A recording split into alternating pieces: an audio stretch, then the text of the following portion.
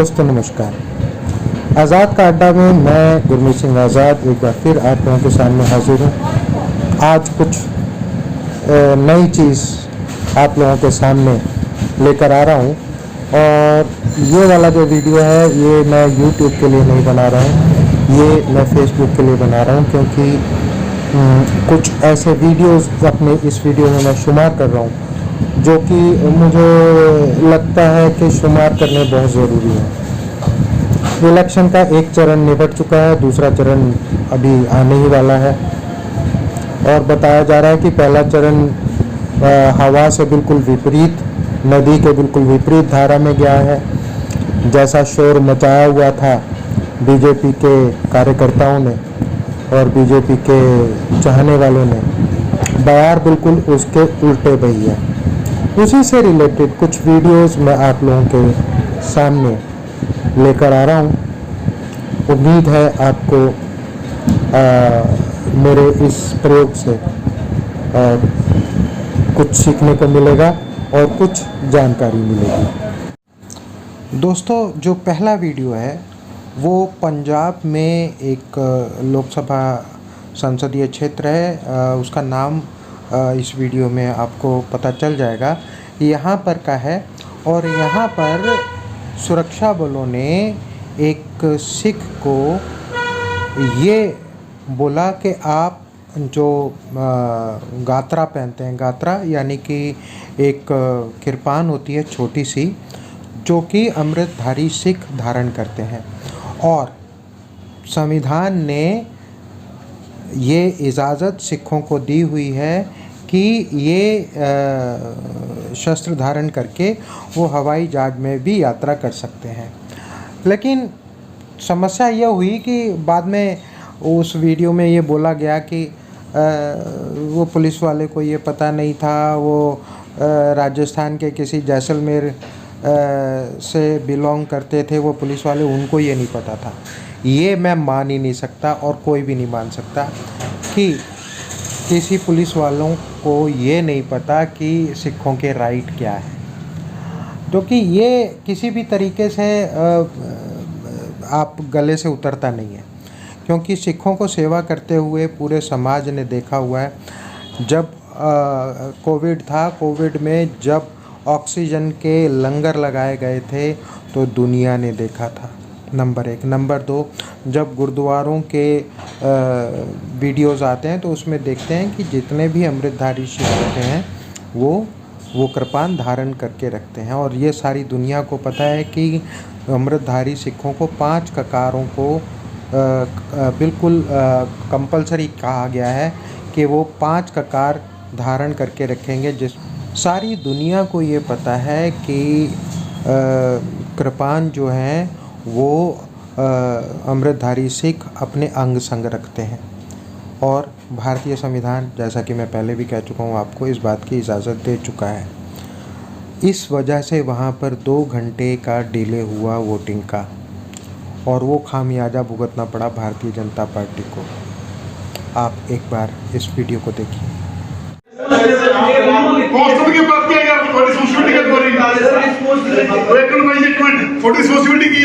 Sir मेरी बात, आपके रिस्पांसिबिलिटी क्या है मुझे बताओ। मुझे रिस्पांसिबिलिटी ये है कि शांतिपूर्ण से चुनाव करवाना चाहे करवाने बता दो। सर मेरी बात तो आप सुन लो, एक सेकंड की बात तो किया, थोड़ी बहुत हरिया कर सर मेरी बात नहीं सुन रहे आप। मेरी बात क्यों कर सुन रहे हो? बात सुनो, असि क्यों कर सुन रही है? लोग फिर असि क्यों कर सुन रहे हो? सब लोग क्लियर हो गए खड़े बे, वो बाद में से था बाद एक दसो फिर बाद में फिर तुम माफी दूं सर, बाहर के इधर तुम बात देख के माफी मांगने वाले को आप मेरी बात तो सुनो। वो ऐसा कोर्स के लिए बाहर में अंदर बात क्या यहाँ पर रिस्पांसिबिलिटी किसकी है? सर रिस्पांसिबिलिटी आपकी है ना। जब बात लेकिन सुरक्षा करने की ब्लॉक के साथ सुरक्षा इस बात की माफी नहीं है कि आप कृपान उतार दो फिर भेज दो उसको। फिर है ना, मैंने खुद ने उनको बोला कि ये है ना मतलब अपने दायरे में नहीं है कि हम कृपान उतार सकते, ये गलत है। फिर वापस मैंने उनको कांस्टेबल कहा कि आप अपने अधिकारी से बात करें। आप अपने अधिकारी को बुलाओ जो भी अधिकारी आप बुलाओ जो भी अधिकारी बुलाओ जो भी अधिकारी बुलाओ या कृपाने तो वोट में ना साले सर आपकी बात सही है, ये गलत था। बोल भी दिया कि कृपाण उतारना अपने कोई रूल में नहीं है, ये मतलब जरूर किया ना सर, उन्होंने गलती की है। छोड़ दो, ले गए छोड़ दो सर। मैं ये दो थप्पड़ लगा मुंह में बस गया, छोड़ दो बाद में। सही बात है सर, जो बार बात करते सर। यहाँ बैठो, ये ब्लाउज को ये ब्लाउज को आकर सर बोली तो कर दो भाई जी, कोई बोली नहीं होगी। कृपाना तो बोली नहीं होता, कृपाना उतार के सही बात है। कृपाना उतार के बोली करो तो जीत गया। मैं तो खुद सर लेकिन बोलेंगे कृपाना उतार के बोली करो। सर मैं बताऊं तो सही, उनको सर सीआई साहब आए, सीआई ले जाए, डीएसपी एसपी ले जाए आकर। उसने जुर्म किया तो सजा क्या उसको? सर उसको ले गए, लाइन में हाजिर कर दिया, साइड तक पूरा। बुलाओ उसको, तो बुलाओ उसको आकर। हेलो साहब यहाँ अधिकारी की रिस्पॉन्सिबिलिटी होती है कि बात क्या है क्या नहीं हो रहा। कांस्टिट्यूशन ड्यूटी है, बाकी सब की ड्यूटी है। वो नहीं करेंगे आप करते हैं, आप भी आप लोग बड़े हैं तो ये पता है सर।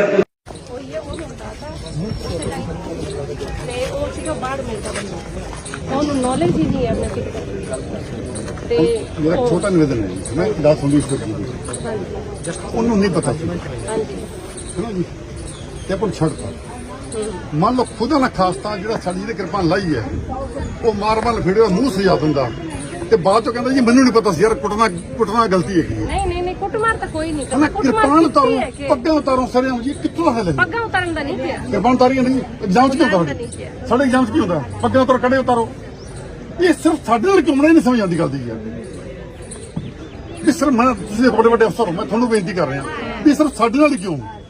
ਬਈ ਆ ਤਾਂ ਜੀ ਦੇਖੋ ਸਤਨਾਮ ਵਾਹਿਗੁਰੂ ਸਤਨਾਮ ਵਾਹਿਗੁਰੂ ਸਤਨਾਮ ਵਾਹਿਗੁਰੂ ਸਤਨਾਮ ਵਾਹਿਗੁਰੂ ਸਤਨਾਮ ਵਾਹਿਗੁਰੂ ਸਤਨਾਮ ਵਾਹਿਗੁਰੂ। ਮੇਰੀ ਬੇਨਤੀ ਸੁਣ ਲਓ ਸਾਰੇ ਜਣੇ। ਪਹਿਲਾਂ ਤਾਂ ਸਭ ਤੋਂ ਪਹਿਲਾਂ ਤੁਹਾਡਾ ਸਾਰਿਆਂ ਦਾ ਧੰਨਵਾਦ ਕਿ ਤੁਹਾਡੀ ਜ਼ਮੀਰ ਜਿਉਂਦੀ ਸੀਗੀ। ਤੁਸੀਂ ਅੱਜ ਜਿਹੜਾ ਧੱਕਾ ਹੋਇਆ ਪੁਲਿਸ ਪ੍ਰਸ਼ਾਸਨ ਵੱਲੋਂ ਉਹਦੇ ਵਾਸਤੇ ਹਿੱਕ ਢਾ ਕੇ ਖੜੇ ਹੋਏ। ਸਾਡਾ ਜਿਹੜਾ ਪ੍ਰਸ਼ਾਸਨ ਦਾ ਕਹਿਣਾ ਸੀਗਾ ਵੀ ਇਹ ਬੰਦਾ ਆਇਆ ਬਾੜਮੇਰ ਤੋਂ, ਪਤਾ ਨਹੀਂ ਇਹਨੂੰ। ਸਾਨੂੰ ਇਸ ਗੱਲ ਦਾ ਕੋਈ ਮਤਲਬ ਨਹੀਂਗਾ। ਅੱਜ ਬਾੜਮੇਰ ਤੋਂ ਹੈ, ਕੱਲ ਜੈਸਲਮੇਰ ਤੋਂ ਹੈ, ਪਰਸੋਂ ਸਰੋਜ ਤੋਂ, ਫਿਰ ਮਾਊਂਟ ਆਬੂ ਤੋਂ। ਤੁਸੀਂ ਤਾਂ ਨਿੱਤ ਗੰਦ ਪਾਉਂਗੇ ਆ ਕੇ। ਅਸੀਂ ਬਿਲਕੁਲ ਕਿਹਾ ਸੀਗਾ ਵੀ ਜਿਹੜਾ ਅਧਿਕਾਰੀ ਹੈ ਜਿਹਨੇ ਗਲਤੀ ਕੀਤੀ ਹੈ ਪਬਲਿਕਲੀ ਮਾਫੀ ਮੰਗੂਗਾ ਤੇ ਤੁਹਾਨੂੰ ਬੇਨਤੀ ਹੈ ਵੀ ਸਾਰਾ ਪ੍ਰਸ਼ਾਸਨ ਆਇਆ ਬੈਠਾ ਹੈ, ਉਹ ਬੰਦਾ ਜਿਹੜਾ ਦੋਸ਼ੀ ਹੈ ਉਹ ਆ ਕੇ ਸਾਰੀ ਸੰਗਤ ਤੋਂ ਮਾਫੀ ਮੰਗੂਗਾ ਤੇ ਕਿਰਪਾ ਕਰਕੇ ਕੋਈ ਵੀ ਵੀਰ ਨਾ ਤਾਂ ਮਿਸਬੀਹੇਵ ਕਰੇ ਨਾ ਬੋਲੇ। ਜਿਹੜਾ ਸਾਡਾ ਗੌਰਵ ਵਿਰਸਾ ਨਾ ਸਾਨੂੰ ਇਸ ਗੱਲ ਦੀ ਕਦੀ ਇਜਾਜ਼ਤ ਨਹੀਂ ਦਿੰਦਾ। ਜੇ ਠੋਕਾਂਗੇ ਤਾਂ ਕਹਿ ਕੇ ਠੋਕਾਂਗੇ। ਇਹ ਕਿਵੇਂ ਲਵਾ ਜਾਣਗੇ? ਇਹ ਗੁਰੂ ਸਾਹਿਬਾਨ ਨੇ ਦਿੱਤਾ ਆਪਾਂ ਨੂੰ। ਤੇ ਤੁਸੀਂ ਵੋਟ ਨਹੀਂ ਪਾਉਣ ਦੋਗੇ, ਨਹੀਂ ਪਾਵਾਂਗੇ, ਪਰ ਸ਼੍ਰੀ ਸਾਹਿਬ ਨਹੀਂ ਲਵਾਂਗੇ। ਇੰਨਾ ਕੀ ਤਾਕਤ बाबू लाल जी, आप तो एक अधिकारी जो अफसर है ना पुलिस में जिम्मेवार, आपको पता है दाबिंग मान्यता क्या होती है? मेरे को तो ध्यान नहीं था भाई, ये चलो आपको नहीं पता, मैंने आपकी बात मान ली, आपको नहीं पता तो आप कुछ अधिकारी पास बैठे होते हैं, किसने नहीं कहा आपको? ये सब आए थे, ये क्या कहते उतार दो। उतारी मुझे नहीं लगी, मैंने कहा अंदर अलग उतारी मैं गलत कर थोड़ी मान ली। बोला आपने पता क्या जी,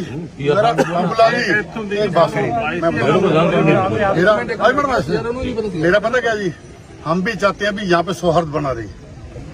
ये इतने सेंसिटिव बात सुन लीजिए, बात सुन लीजिए। फिर आपको पहुंचे मैं आप हमारा मकसद आपसे माफी मंगाने का नहीं है, ध्यान नहीं था ना हमारी ये सोच होती है।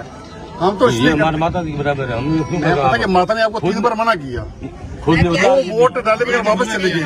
ये उन्होंने वोट डाले, माता जी ने मना किया ना, इन्होंने खुद ने देखो इसको जानकारी नहीं थी, ਮਾਤਾ ਜੀ ਅਸੀਂ ਵੀ ਤੁਹਾਡੇ ਪੁੱਤਾਂ ਬਾਹਰੋਂ ਬਾਹਰ ਦਾ ਮਾਤਾ ਇੱਥੋਂ ਇਹਨੂੰ ਧਿਆਨ ਨਹੀਂ ਸੀ ਹੁੰਦਾ। चलो कोई नहीं, छोड़ो जगारा, गलती मान ली, छोड़ो जगारा।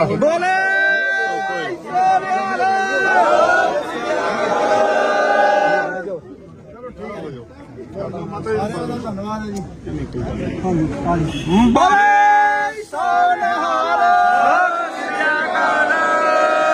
ਨਹੀਂ ਅਰਦਾਸ ਕਰਦਾ ਤਾਂ ਭਲੀ ਕਰੂਗਾ ਹੁਣ ਠੀਕ ਹੈ ਮਹਾਰਾਜ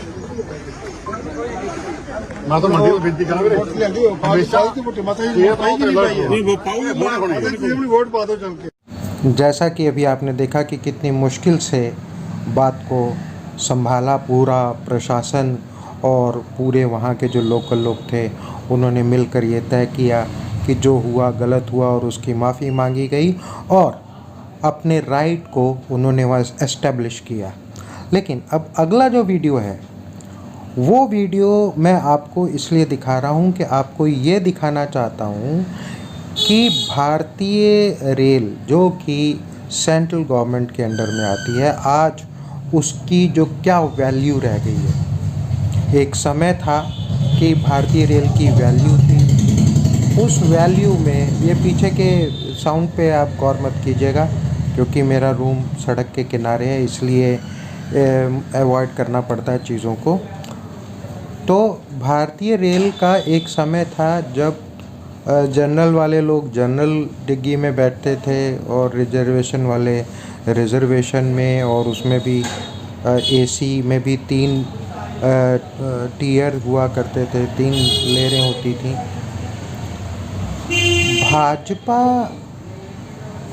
की गलत नीतियों की वजह से आज रेल की क्या स्थिति हो गई है, आने वाले वीडियो में मैं आपको दिखाना चाहता हूँ और चाहता हूँ कि इस बात का संज्ञान लेकर आप अपने अपने लेवल पर, चाहे इंस्टाग्राम पे डालें, चाहे एक्स पे डालें, चाहे फेसबुक पे डालें, अपना अपना विरोध ज़रूर दर्ज कीजिए। एक बार ये छोटा सा वीडियो है, इसको ज़रूर देखें।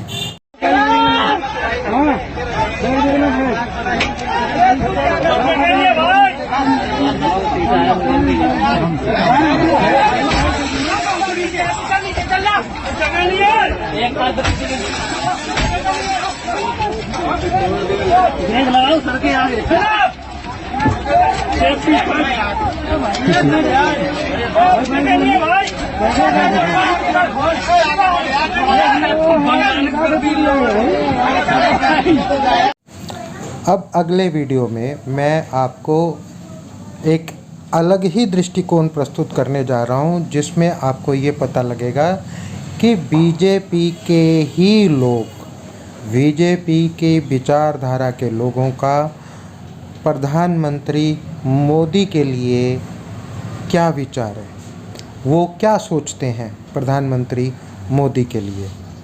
ये क्यों हुआ है कि मोदी के ही खिलाफ वहाँ के लोग इस तरीके का बीजेपी के ही लोग बीजेपी का विरोध कर रहे हैं। देखिए ज़रा। मोदी जी की सरकार भ्रष्ट सरकार रही है, व्यवस्था टोटल गलत रहा है, महंगाई, फिर से नाम बताइए, फिर से। भ्रष्टाचार में अखंड ये भाजपा डूबी रही है। आप भाजपा में थे? हाँ, आज भी आए। बीजेपी के कट्टर कार्यकर्ता है, क्या बात, हालात आपके माड़े हैं? क्या कट्टर कार्यकर्ता करेगा जी, आजकल तो बहुत मुसीबत हुई पड़ी है, हमारा लोगों ने जीना आराम कर दिया है। बोलते नहीं होंगे आपने वोटें डलवाई हैं गली मोहल्ले वालों की, मार्केट वालों की, बीजेपी को, कहीं ना कहीं आपके ऊपर गुस्सा नहीं होते? बहुत बोलते हैं, हमारा तो निकलना दूर हो जाता है। अभी वहाँ पे थोड़े टाइम पहले मैं वहाँ पे खड़ा था तो वो ये दिखा रहे थे कि आप बीजेपी के कार्यकर्ता हो और आपने हमारे से वोट नहीं, आपकी कोई सुन नहीं रहा, कोई भी नहीं सुनता, प्रशासन नहीं, कुछ नहीं है। देख लो ना सड़कों का क्या हाल हुआ पड़ा है। देखा आपने मोदी जी का कितना विरोध हो रहा है। मेरे पहचान वाले मुझसे आकर मिलते हैं जो मोदी जी को बहुत पसंद करते हैं। हालांकि मोदी जी से मेरी कोई जाति दुश्मनी नहीं है, लेकिन मोदी जी और मोदी जी जैसे लोग जो हैं उनसे एक विचारधारा की एक बिल्कुल 36 के आंकड़े वाली हमारी लड़ाई है, मेरी लड़ाई है। इसी वजह से मैं मोदी जी का विरोध करता हूँ, उस विचारधारा का विरोध करता हूँ और उन नीतियों का विरोध करता हूँ जिन नीतियों को मोदी जी फॉलो करते हैं। अब मैं आपको बिल्कुल करंट वाली एक सिचुएशन आपको बता रहा हूँ, और ये अभी तक गोदी मीडिया ने अभी तक ये चैनल्स में ये न्यूज़ नहीं डाली है, लेकिन खबर पक्की है कि पहला चरण बीतने के बाद मोदी जी गायब हो गए थे। मोदी जी को किसी ने नहीं देखा, किसी टीवी चैनल में, किसी इंटरव्यू में, कोई नया इंटरव्यू उन्होंने नहीं दिया और कहीं किसी रैली में या कहीं किसी जगह पे वो नहीं दिखे सार्वजनिक रूप से। और 2 दिन हो चुके हैं इस बात को, पहले चरण को निपटे हुए, लेकिन कुछ तथ्य आए हैं जिससे ये पता चलता है कि बीजेपी अलविदा हो रही है सत्ता से बाहर हो रही है। इस बात के पूरे चांसेस हो चुके हैं। पहले चुनाव के नतीजे अभी नहीं आए हैं, लेकिन पहले चरण में जो वोटिंग का प्रतिशत है उसको देखकर ये बात तय मानी जा रही है। पहली बात ये है कि जो महाराष्ट्र में जो चुनाव हुए वहाँ पर आपको यकीन नहीं आएगा कि 80% सिखों ने चुनाव का बहिष्कार किया और वो लोग चुनाव के लिए नहीं गए, जिसकी वजह से एक बहुत बड़ा अंतर केंद्र सरकार भाजपा को देखना पड़ेगा। नंबर 2, एक बहुत बड़ी खबर आ रही थी कि एलोन मस्क भारत आ रहे हैं अपनी फ्यूचरिस्टिक इन्वेस्टमेंट्स को लेकर। वो बहुत एग्रेसिव थे और भारत उनको एक खुला और बड़ा बाज़ार मिल रहा था। लेकिन पहले चरण के मतदान के रिज़ल्ट्स, क्योंकि भैया वो ट्विटर का मालिक है, एक्स का मालिक है, सबसे पहले सूचना तो उन्हीं को मिलेगी ना जो सूचनाएं देते हैं।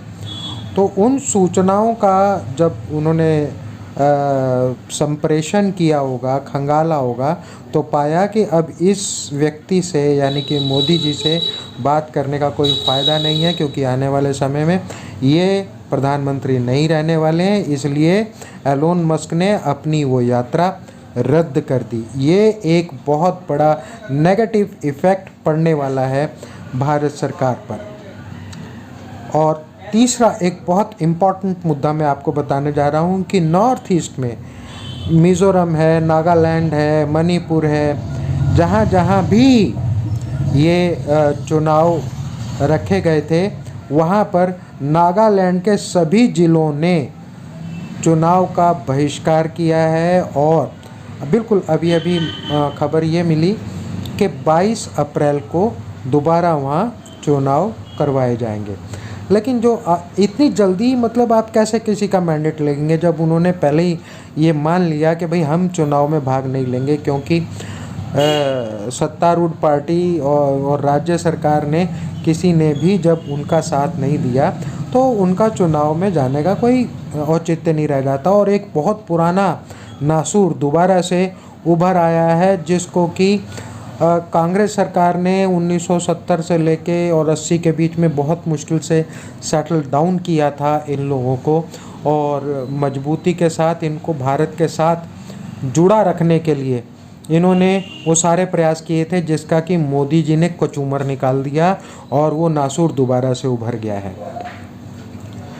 दूसरी बात, जो नौजवान भाजपा से और मोदी जी से ख़ास तौर से खफा हैं, नाराज़ हैं, वो इसलिए क्योंकि अग्निवीर योजना से उन पर बहुत बड़ा इफ़ेक्ट पड़ा था। क्योंकि ये योजना उन्होंने बहुत जल्दी की और सभी के लिए स्पेसिफिकली कर दी, बल्कि इस योजना पे बहुत लंबा काम होना था। इस पे बहुत सारी चीज़ें होनी थी, सर्वे होने थे, देखा जाना था कि इस सेक्शन को कहाँ तक रखना है और कौन से लेवल तक रखना है। वो कोई काम नहीं किया और भारतीय सेना खुद इस बात से हैरान हो गई थी कि ये इन्होंने योजना लागू कैसे कर दी। ये एक प्रमुख कारण है जिससे कि युवाओं का भाजपा से मोह भंग हुआ है।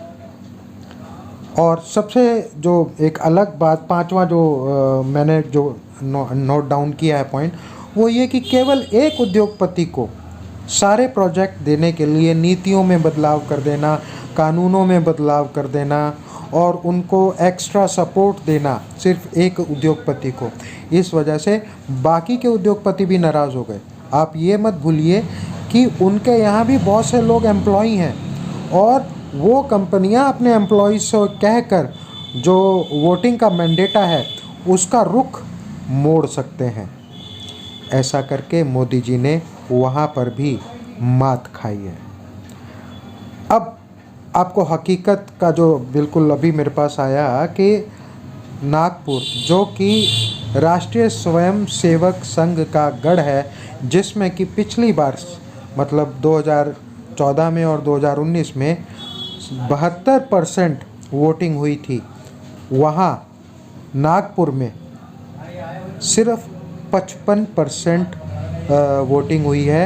यानी कि नितिन गडकरी की सीट भी फंसने वाली है और वो बहुत ही टक्कर का और बहुत ही ज़बरदस्त वाला मुकाबला रहने वाला है वहाँ पर जब परिणाम घोषित किए जाएंगे।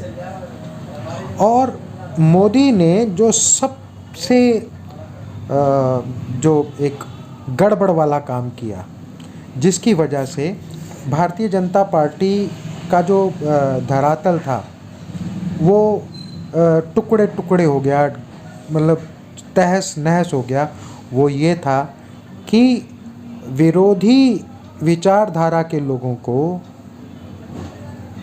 अपनी पार्टी में टिकट दे देना। यानी कि जो कैडेट था भाजपा का, जो किसी विचारधारा की वजह से ही भाजपा से जुड़ा था, उनके सर पर ऐसे लोगों को लाके बिठा दिया, विरोधी विचारधारा के नेताओं को, जिनको सिर्फ राजनीतिक फ़ायदा चाहिए था, उनका विचारधारा से कोई लेना देना नहीं था। तो इसी के साथ आज का ये कार्यक्रम मैं यहीं समाप्त कर रहा हूँ।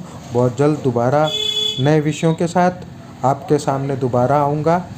आपको मेरा ये चैनल अच्छा लगता है इसे सब्सक्राइब कीजिए, और अच्छा लगता है तो इसे लाइक कीजिए, और बहुत अच्छा लगता है तो मेरे इस चैनल को जितना हो सके ज़्यादा से ज़्यादा शेयर कीजिए। और सबसे बड़ी बात, मैं अपना चैनल, ये जो YouTube चैनल है या Facebook चैनल है, इसे किसी भी तरीके से मैं मॉनेटरी फ़ंड इकट्ठा नहीं कर रहा हूँ, ना इसे मोनेटाइज कर रहा हूँ। मैं आपसे भी कोई पैसा नहीं लूँगा इस चीज़ का, ना इस चीज़ का निवेदन करूँगा। मेरा सिर्फ़ और सिर्फ एक मकसद है कि एक सही बात, सच्ची बात जो लोगों के जहन में आनी चाहिए, मैं वो आपको दूँ। तो सब्सक्राइब कीजिए, मेरे पेजेस को फॉलो कीजिए। मेरा एक्स जो ट्विटर अकाउंट है वो है @आज़ाद का अड्डा। आप उस पर आकर आप अपने कमेंट दे सकते हैं। वहाँ पर बिल्कुल जो मैं अपने कमेंट्स करता हूँ उस पर का आप जवाब दे सकते हैं। मेरे कमेंट्स को आप शेयर कर सकते हैं ट्विटर अकाउंट पे @आज़ाद का अड्डा। तो वहाँ आप उसको फॉलो कीजिए। फेसबुक पे पेज है आज़ाद का अड्डा, उसको फॉलो कीजिए। इंस्टाग्राम पर भी आज़ाद का अड्डा करके मेरी आईडी है, उसको फॉलो कीजिए। क्योंकि बहुत सारी चीज़ें हैं, बहुत सारे वीडियोस हैं, बहुत सारी चीज़ें हैं जो मैं लिख कर डालता हूँ, वीडियो में नहीं डाल पाता हूँ। तो बहुत करंटली बहुत सारी चीज़ें हो रही हैं, इन्फॉर्मेशंस इतनी तेज़ी से आती हैं कि उन सबको खंगालना, जांचना, उनको क्रॉस चेक करना, उसमें सब में वक्त लगता है। तो मैंने अब पार्ट बना दिए हैं अलग अलग। इंस्टेंट अगर कोई चीज़ मैं देखता हूँ तो वो तो मैं आपको एक्स पे मैं मिल जाऊँगा, वहाँ पर आज़ाद का अड्डा करके आप उसको फॉलो कीजिए और करवाइए और लोगों से, ताकि आपको सही इन्फॉर्मेशन आप तक पहुंच सके। हो सकता है कि कुछ चीज़ें, कुछ समाचार, कुछ ऐसी चीज़ें आपको थोड़ा देर से मिले, लेकिन जब तक उनकी सत्यता, तार्किकता, उसका तर्क और उसका चीज़ें क्रॉस चेक नहीं हो जाती, मैं आपको वो चीज़ें नहीं डालूँगा। सब्सक्राइब कीजिए, फॉलो कीजिए, लाइक कीजिए, सब्सक्राइब कीजिए, बस इतनी सी विनती है। धन्यवाद, नमस्कार, अगली बार फिर मिलूँगा।